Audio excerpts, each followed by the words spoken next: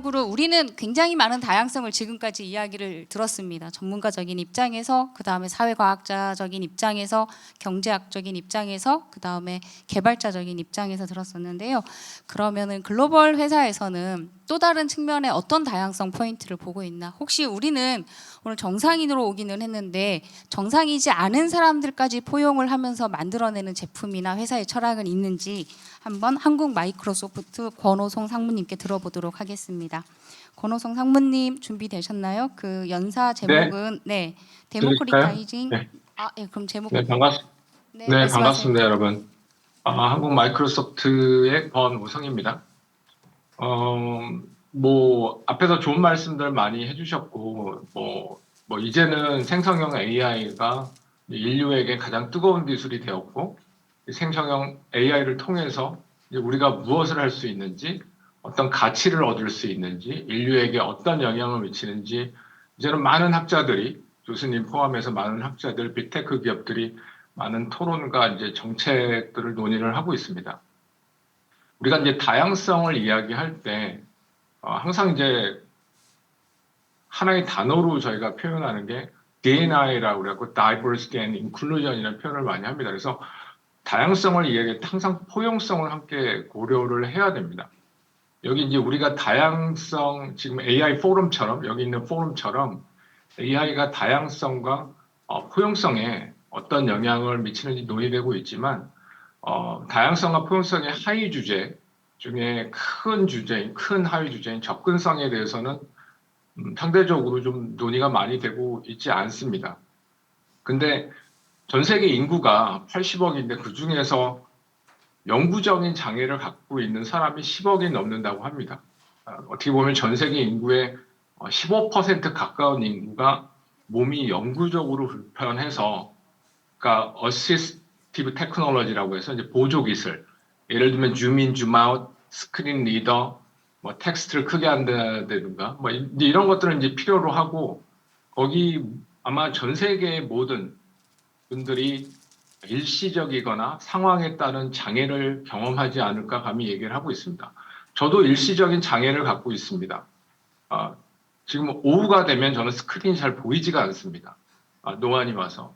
따라서 100, 200%, 300% 줌인과 같은 보조 기술을 필요로 하고, 또 한편으로는 또 예전에 팔이 부러져서 아니면 뭔가를 들고 있어서 아니면 이제 고장난 PC를 마우스를 사용하는 경우 이제 키보드 탐색과 같은 이제 보조 기술들이 아마 여러분들 한 번씩은 다 경험을 하지 않았을까 생각이 됩니다. 마이크로소프트와 같은 빅테크들은 AI를 대표적인 접근 가능한 보조 기술로 보고 많은 투자를 하고 있습니다. 생성형 AI가 어떻게 보면 AI의 대중화를, 민주화를 이끌고 있다면 접근성 또한 AI를 통해서 대중화되는 것이 필요하다는 주제로 오늘 발표를 시작을 하도록 하겠습니다. 그래서 간단하게 말하자면 접근성은 당연히 중요하고요. 왜냐하면 이거 없이는 아까도 말씀드렸지만 장애가 있는 사람들이 생활에 완전히 참여할 수 없기 때문이죠.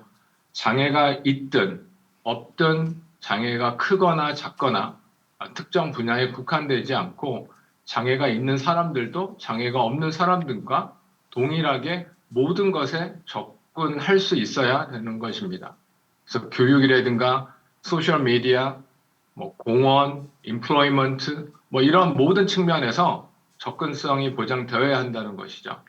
그래서 우리는 제품의 기능 중 하나로 접근 가능하지 않다고 해서 큰 문제가 아니라고 느낄 수가 있습니다. 그렇지만 모두가 그렇게 생각한다면 장애인에게 많은 일상생활이 차단될 수가 있습니다. 그래서 액세서빌리티, 접근이라는 것은 사람들이 일상적으로 다뤄야 하는 문제고 인생의 모든 측면에서 중요하다고 생각을 합니다. 그 액세서빌리티, 접근성은 장애인을 위한 또는 장애인과 함께 우리의 제품이라든가 서비스 환경을 설계를 하는 것입니다. 그래서 장애인들이 필요한 제품이나 서비스에 접근하지 못하면 많은 장애인들이 경제와 사회에 완전하게 참여할 수 없다는 것을 얘기하는 거죠. 그래서 접근 가능한 기술을 통해서 장애인들이 참여할 수 있게 되고 장애인을 위해 그리고 함께 기술을 설계하면 모든 사람에게 더 좋기 때문에 이 접근성이 다양성과 포용성이라는 그 사회적인 가치에 있어서 너무나 중요하다고 생각을 합니다. 마이크로소프트의 사명은 지구상에 있는 모든 사람과 모든 조직이 더 많은 것을 성취할 수 있도록 역량을 강화하는 데 있습니다. 그래서 이 사명의 모든 사람과 조직에는 우리와 같은 비장애인뿐만 아니라 장애인 커뮤니티도 함께 포함이 됩니다. 그러니까 마이크로소프트 직원들은 운이 좋게도 최고 경영진들이 이 액세서빌리티, 접근성이라는 걸 너무나 잘 이해하고 있고 접근성에 대해서 깊은 관심을 갖고 있는 회사입니다. 여기 슬라이드에 있는 CEO죠. 마이크로소프트 CEO인데 사티아 나델라입니다. 이분도 접근성에 대해서는 개인적으로도 관심과 헌신을 가지고 있습니다. 그래서 이 어떤 개인적인 관심을 또 마이크로소프트의 기업 문화의 일부로 만들고 싶어 합니다. 이분의 이제 아들이 자인이라는 아들이 있는데 안타깝게도 뇌성마비를 앓고 세상을 떠났습니다. 그러다 보니까 개인적으로도 이 접근성이라는 부분을 너무나 관심이 많고 이거는 이제 어떻게 보면 이제 기업에 전파하고 문화의 어떤 하나의 이제 DNA로서 만들려고 노력을 하고 있습니다. 그래서 액세서브 기술은 일상생활의 여러 영역에서 장애인을 위한 공평한 경쟁의 어떤 레이스, 장을 마련하는데 도움이 될 수 있다는 것을 저희들은 잘 알고 있습니다. 그래서 이제 마이크로소프트는 이제 이런 장애인과 함께 기술을 설계하고 또 그들을 위해서 뭔가 사회적으로 기여하고 가치를 제공하는 그런 여정을 20년 넘게 진행을 해왔습니다. 그래서 제가 영상을 준비했는데 잠깐 보도록 하겠습니다.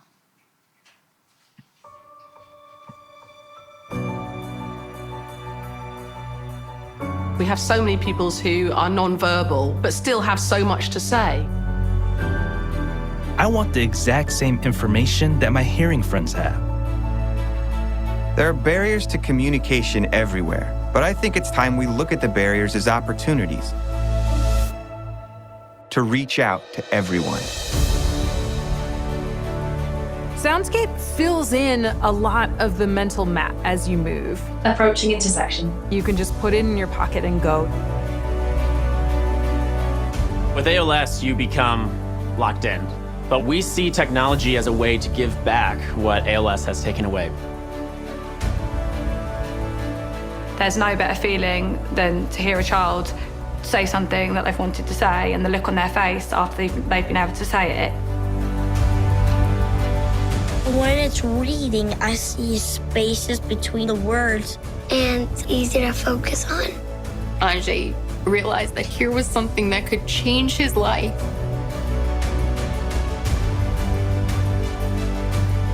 Now that I have my phone, I can see exactly what was said, and that's been a huge help to me. The system is learning as it goes, and the accuracy has improved tremendously. Students can pick any language that they choose to receive the information. It's like we jumped into the future. Because communication is very important for all of us, and we just want to be together and not feel left out. Aider les personnes avec autisme à communiquer, il y a des images. Je parle, je donne une information à Arthur et elle est traduite par l'application El Picto instantanément en pictogramme et après d'une façon orale. Va t'habiller et te brosser les dents. On va pouvoir remettre en place une communication qui est plus spontanée. Je crois que ça aide à recréer du lien. Both my wife and I are totally blind, and we have a 3-year-old son that's in preschool. He can see, but his parents can't. So to be able to know what's going on at his school is everything. The Seeing AI app has the ability to allow me access to the visual world. Artificial intelligence is beginning to have an impact on the lives of people with disabilities, but it's only going to grow. There is still so much out there to be done.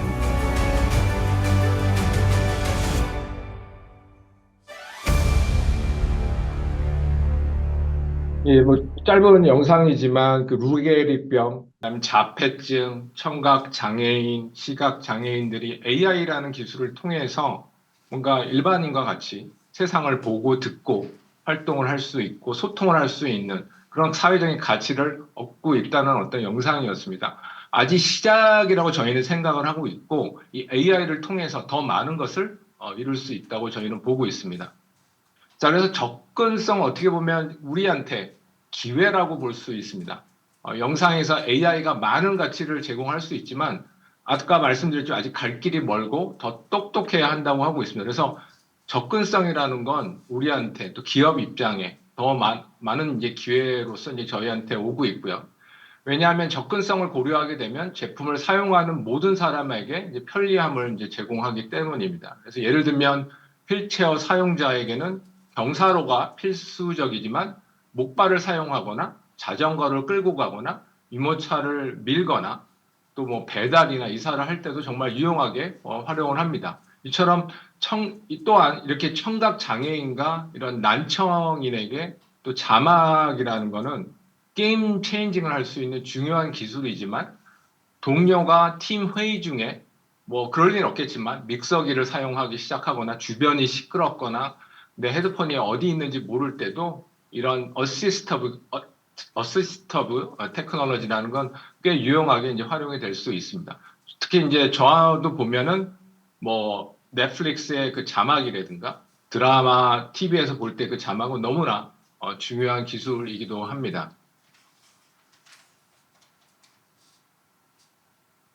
그래서 AI를 통해 접근성을 대중화하는 것은 생각보다 의외로 쉽습니다. 다른 관점에서 생각하는 것만으로도 충분하고 다양한 모델리티, 즉 여러 가지 이제 방식을 고려하면 됩니다. 일반적으로 우리가 생각하는 사용자는 더 넓은 스펙트럼의 사용자를 고려하면 됩니다. 그래서 이런 여러 가지 모델리티를 고려하는 것은 특히 이제 AI 입장에서는 엄청난 기회라고 저기는 보고 있습니다. 우리가 만들고 있는 AI를 생각해 보면 우리는 글자 그대로 볼 수 있고 또 들을 수 있고 또 말할 수 있고 이해할 수 있는 능력을 제공을 한다는 거죠. 그래서 기술은 장애가 있는 사람들에게 이전에 이제 불가능했던 거를 가능하게 만들어줍니다.